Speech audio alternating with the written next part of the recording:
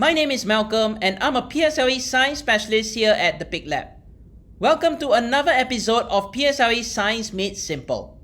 In this video, I'll be analyzing a past year examination question on the topic of matter. I will also include this question to download for free by clicking a link in the description box below. So, let's get started. Question 10. John pumped 100 cm3 of air into an 800 cm3 jar that contains 300 cm3 of water as shown in the diagram below. Now in this question, they want us to find out what is the volume of air in the jar now. So before we can answer this question, let's find out how much air does this container contain at the beginning. So if we look at this diagram, we know that it is an 800 cm3 jar, and how much of it is occupied by the water? There is 300 cm3 of water, which means the volume of air is going to be the remaining space left inside this container. So how do we calculate the volume of air?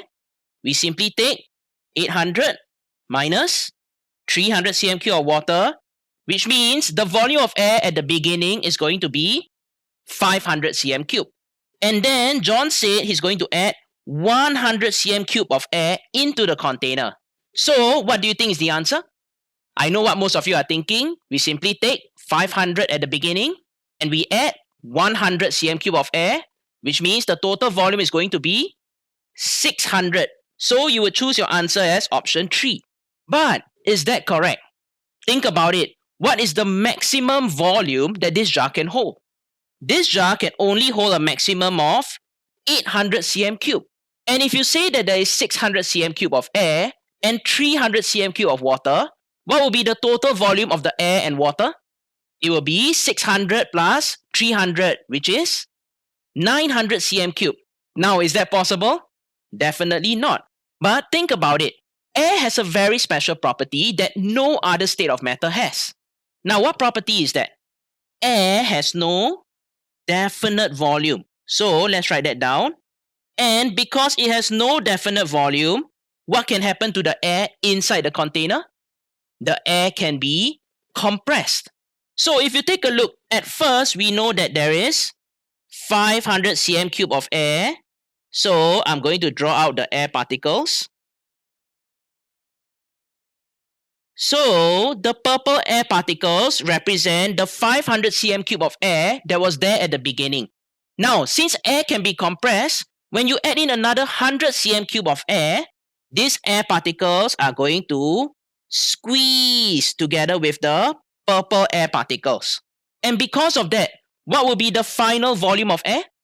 You can see that the air is going to occupy the available space left inside this container.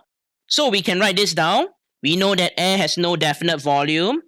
That's why it can be compressed.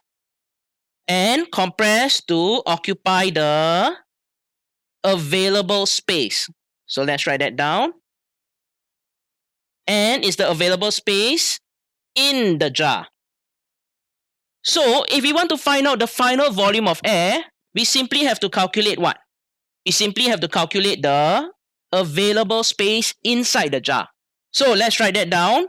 We know the volume of air is the available space in the jar. So how do we calculate that?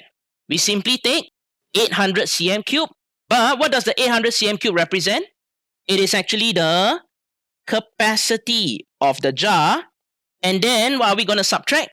We are going to subtract away 300 cm3 of water. So this 300 cm3 of water, it just represents the volume of any liquids inside.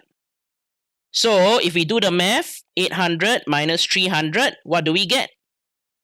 The volume of air should be 500 cm3 instead. Therefore, the correct answer for question 10 is actually option 2.